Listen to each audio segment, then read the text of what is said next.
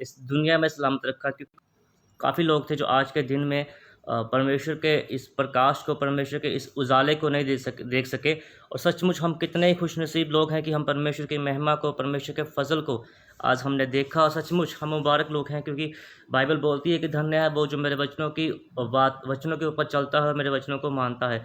सो परमेश्वर का शुक्रगुज़ार हूँ कि परमेश्वर ने आज की सुबह हमारी ज़िंदगी में दी, और परमेश्वर ने यह समय दिया और ये वचन दिया परमेश्वर ने कि जो मैं आपके साथ बांट सकूँ। बाइबल में लिखा है रोमियो के 10:8 में कि अपने मुंह से हमेशा परमेश्वर के नाम को धन्यवाद बोलो, धन्यवाद का बलिदान चढ़ाओ, परमेश्वर के सामने हमेशा अंगीकार करो कि परमेश्वर आप धन्य हो। जो कुछ भी आपने अभी तक हमें दिया उसके लिए हम आपका धन्यवाद करते हैं। जिस भी हालात में हम परमेश्वर आपको रखते हैं उस चीज़ में परमेश्वर का धन्यवाद करो। वहाँ पे लिखा कि वचन तेरे मुंह में है, उस चीज़ को तू पकड़ के थाम के रख। सचमुच जब हम उस चीज़ को पकड़ के रखते हैं, थाम के रखते हैं, तो परमेश्वर का एक बड़ा प्रकाश, एक बड़ी अनॉइंटिंग हमारे सर के ऊपर मंडराती है।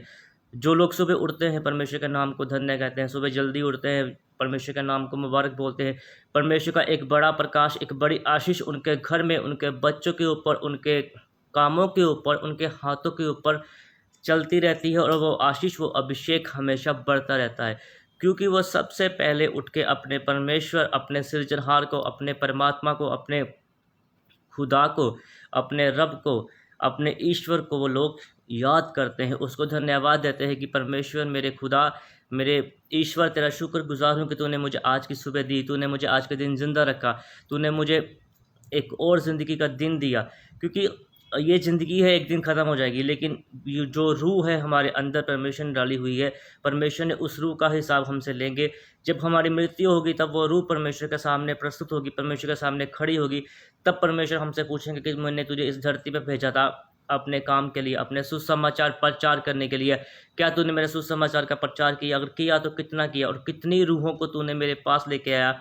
और कितनी रूहों को तूने मेरा वचन सुनाया? कितनी रूहें तेरे आवाज़ के द्वारा, तेरे जिस्म के द्वारा, तेरी रूह के द्वारा कितनी रूहें और बच सकी? सचमुच यदि हम परमेश्वर को मानते हैं, परमेश्वर के साथ चलते हैं, तो परमेश्वर के साथ एक वाचा को बांधिए कि हमेशा परमेश्वर की रज़ा में, परमेश्वर की आशीष में, परमेश्वर के बरकत में, परमेश्वर के प्रकाश में आप बने रहिए। चाहे जितने भी हालात क्यों बुरे हों, चाहे आपके घर वाले आपके बूढ़े हों, चाहे आपका पति, आपकी बहन, आपके माँ बाप, आपके कोई भी रिश्तेदार आपके विरोध में क्यों ना हो, लेकिन बाइबल बोलती है कि मैं तेरे साथ चलूँगा। बाइबल इस चीज़ को बोलती है कि मैं तेरे साथ चलूँगा, लेकिन उससे पहले हमें परमेश्वर के साथ चलना पड़ेगा। तब वचन का अभिषेक, वचन का प्रकाश हमारे मुंह में से, हमारी आँखों में से, हमारे जिस्म में से वो निकलेगा, और दूसरे इंसान के ऊपर वो चीज़ें ट्रांसफ़र होगी। वो देखेंगे कि ये भी तो इंसान है, लेकिन ये हमसे अलग क्यों है? फिर परमेश्वर उनको दिखाएंगे, उनको बताएंगे कि ये मेरा बेटा है, ये मेरी बेटी है, इसकी मैं सुनता हूँ, क्योंकि इसने मेरे साथ वाचा को बांधा हुआ है।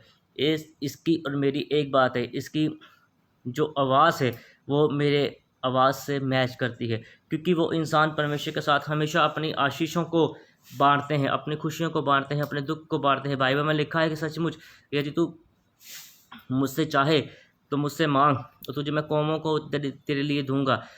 इसलिए परमेश्वर के वचन को सुनो, परमेश्वर के आशीष को देखो, और सचमुच एक बड़ी अनॉइंटिंग को, एक बड़े प्रकाश को परमेश्वर आपकी ज़िंदगी में देगा। लेकिन सबसे पहला स्थान जब हम उठते हैं, कोई भी काम हम जब करते हैं, तो हमें वो काम परमेश्वर के नाम को देना पड़ेगा, वो काम हमें परमेश्वर के लिए करना पड़ेगा। क्योंकि बाइबल में लिखा है कि जब तू करता है तो मैं तुझे दूंगा। लेकिन जब हम अलग अलग कामों में, अलग अलग उसके ऐसे कामों में हम परमेश्वर को जब परमेश्वर से हम दूर हो जाते हैं, तो परमेश्वर के एक बड़े अभिषेक को, एक बड़ी अनॉइंटिंग को, एक समय होता है जो परमेश्वर ने आपकी और मेरी ज़िंदगी में रखा हुआ है कि हम इतने साल परमेश्वर की इबादत को करेंगे, इतने साल हम कंटिन्यू चर्च में जाएंगे, तो ये आशीष, ये अभिषेक तेरे ऊपर, तेरे घर के ऊपर आएगा।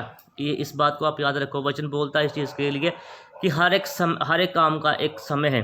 यदि आप 5 साल से, 10 साल से, 5 महीने से, आप 5 दिन से कंटिन्यू अगर चर्च में जा रहे हैं, तो वो समय रखा है परमेश्वर ने आपके लिए, आपकी आशीष के लिए। तो आप ये सोच के आप निराश ना होइए कि हमें इतना समय हो गया चर्च जाते हुए, हमारे घर के ऊपर, हमारे बच्चों के ऊपर आशीष नहीं आ रही। आप कंटिन्यू परमेश्वर में बने रहो और परमेश्वर के साथ दृढ़ता से चले, विश्वास में बने रहो, तो वो दिन आएगा जो परमेश्वर ने आपके लिए ठहराया हुआ है, और परमेश्वर आपको यहाँ पे भी ऊंचा करेगा, और परमेश्वर आपको वहाँ पे भी ऊंचा करेगा, और परमेश्वर आपकी ज़िंदगी में एक आशीष को लेके आएंगे, और जीवन का मुकुट आपके सर के ऊपर मेरे परमेश्वर प्रभु यीशु मसीह जी रखेंगे।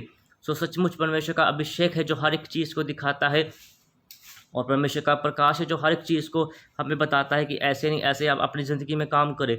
सो मुबारक होते हैं वो लोग जो परमेश्वर की इच्छा पे चलते हैं, अपनी ज़िंदगी को निछावर कर देते हैं। क्योंकि ये वचन मेरे बोलने का मकसद ये है कि क्योंकि कई बार ऐसे होता है कि जब हम ज़िंदगी में हम चलते हैं तो हमारी ज़िंदगी में काफ़ी दुख आते हैं, तो हम सोचते हैं कि क्या जब मैं बचपन से लेकर जवानी तक आया, अभी बुढ़ापे तक आ गया, तो क्या ये ज़िंदगी में ये दुख, ये परेशानी मेरी ज़िंदगी में कब ख़त्म होगी। लेकिन ये समय एक ऐसा है, अगर आपका सारी ज़िंदगी भी आपके दुखों में निकलती है तो वहाँ पे आप एक बड़े प्रतिफल को पाएंगे। वहाँ पे आप परमेश्वर के साथ एक अच्छे स्थान पे आप बैठेंगे। बाइबल इस चीज़ को बोलती है। देखिए आप परमेश्वर के एक बंदे के बारे में वचन में लिखा हुआ है, लाजर के बारे में। देखिए बाइबल इस चीज़ को बोलती है कि वो जो रोटी का थोड़ा सा चूर बूर होता था उसको वो खाते थे और अपना गुजारा वो करते थे एक राजा के महल में। लेकिन बाइबल इस चीज़ को बोलती है जब उनकी मृत्यु हुई तो वहाँ पे उनका स्थान क्या था और एक उस बड़े आदमी का स्थान क्या था और एक जो गरीब आदमी का स्थान क्या था। वो इसलिए स्थान उनका बड़ा, वो स्वर्ग में इसलिए पहुँचे क्योंकि उस इतने कण कण को भी खा के वो परमेश्वर के साथ वफादार रहे। सारी ज़िंदगी परमेश्वर को नहीं छोड़ा, उन्होंने बोला नहीं परमेश्वर को।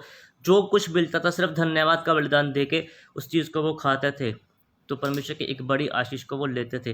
कोई ऐसे सपना बहन मुझे देख रही है और परमेश्वर का अभिषेक मुझे बता रहा है कि उसके घर में 2 बेटियां हैं और एक परमेश्वर एक बेटा तुझे देने के लिए जा रहा है। सचमुच ये अभिषेक है जो परमेश्वर का अभिषेक है जो काम करता है। ऐसे किसी का नाम अभिषेक है, वो सिर्फ नाम के अभिषेक है, उनके पास धन की आशीष में काफ़ी फाइनेंस में वो काफ़ी वीक हैं। परमेश्वर का आत्मा मुझे बता रहा है कि 3 महीने के बाद तू बढ़ेगा, परमेश्वर का अभिषेक तुझे छुएगा। कोई ऐसे ऋषु ऋषभ है, परमेश्वर का अभिषेक है जो काम करता है बम्बई में। परमेश्वर तुझे बढ़ाएगा जो मुझे सुन रहा है। और राचा रबा सना बला बला शब बला बला शब बला शब बला बला। कोई आरती है, आरती ऐसे परमेश्वर का नाम है। और परमेश्वर का काम तू करेगी, परमेश्वर तुझे अपने कामों के लिए इस्तेमाल करेगा। परमेश्वर ने तुझे नाम दिया आरती, सचमुच तो परमेश्वर की आरती बनेगी और परमेश्वर का एक बड़ा अभिषेक तेरे ऊपर आएगा। राजा रबा सना बला बला शब बला बला बला शब बला बला बला शब बला बला बला। राजा रबा सना बला बला शब बला बला बला शब बला बला बला शब बला बला। मेरे पिता मेरे परमेश्वर, आप इन सबको छू लो और ब्लेस कर दो मेरे पिता। इस वचन के द्वारा लाखों लोगों को आशीष मिले मेरे पिता। आपका जलाल हर एक के ऊपर बना रहे, आपके पवित्र और मीठे नाम में मांगता हूँ, आमीन। सो सभी को जमसे की परमेश्वर का फजल हर एक के ऊपर बना रहे। और हम प्रार्थना करेंगे प्रभु यीशु मसीह का अनुग्रह, परमेश्वर का प्रेम, पवित्र आत्मा की सहभागिता हमारे साथ तथा धरती के तमाम मुकद्दरों के साथ आपसे लेकर हमेशा हमेशा होती रहे। सभी को जमसे की आप मेरे लिए भी प्रार्थना करना कि परमेश्वर का अभिषेक इस नाचीज़ के ऊपर हमेशा बना रहे। खुदा आप सबको बहुत बरकत दे। सभी को जमसे की।